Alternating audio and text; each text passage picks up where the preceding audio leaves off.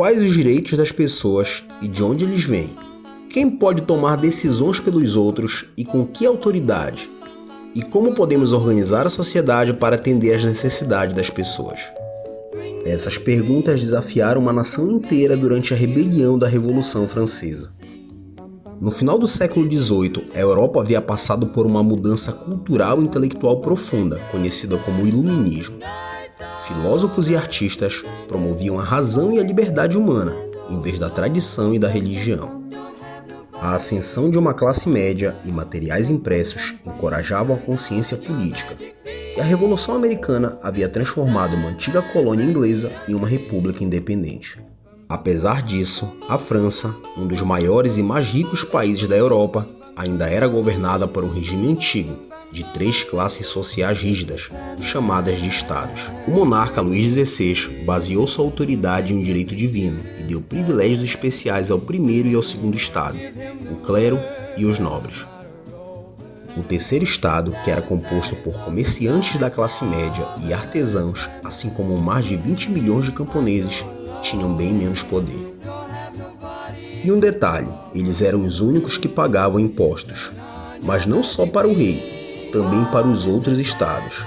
Em anos de colheitas ruins, os impostos deixavam os camponeses praticamente sem nada, enquanto o rei e os nobres viviam em abundância com sua fortuna extorquida.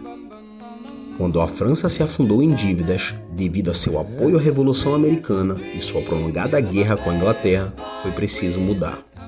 O rei Luís nomeou o ministro de Finanças Jacques Necker, que insistiu por reformas de impostos e conseguiu o apoio público ao divulgar as finanças do governo.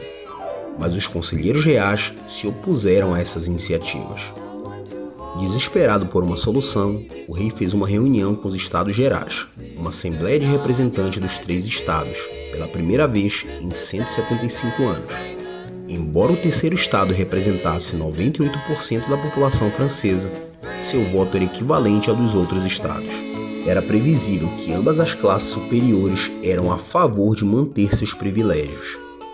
Dando-se conta que não teriam representação justa, o terceiro estado se separou e se autodeclarou Assembleia Nacional e prometeu criar uma nova Constituição, com ou sem os outros estados.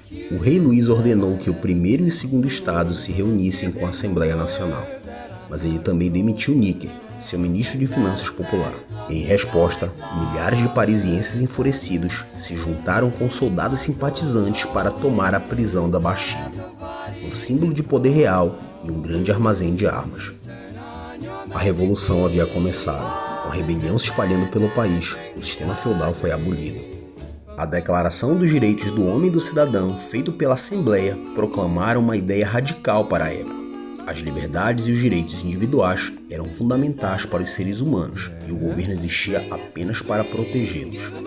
Perdidos seus privilégios, muitos nobres fugiram para o exterior e imploraram aos governantes estrangeiros para invadir a França e restaurar a ordem.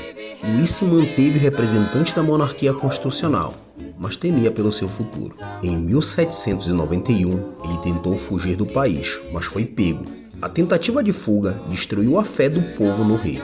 A família real foi presa e o rei foi acusado de traição. Depois de um julgamento, o rei, que antes era reverenciado, foi decapitado publicamente, marcando o fim de mais de 1000 anos de monarquia e culminando, em 21 de setembro, com a proclamação da Primeira República Francesa, governada pelo lema Liberdade, Igualdade e Fraternidade. 9 meses depois, a rainha Maria Antonieta, uma estrangeira apelidada de Madame Déficit, por sua reputação extravagante, também foi executada. Mas a revolução não acabava aí. Alguns líderes, insatisfeitos com apenas a mudança de governo, buscaram transformar a sociedade francesa completamente. Sua religião, o nome das ruas e até mesmo o calendário.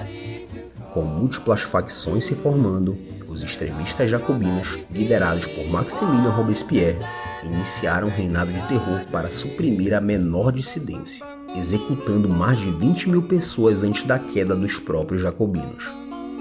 Enquanto isso, a França se encontrava em guerra com monarquias vizinhas que procuravam acabar com a revolução antes que ela se espalhasse. Em meio ao caos, o general chamado Napoleão Bonaparte assumiu o comando, se tornando o imperador, e dizendo que defendia os valores democráticos da revolução.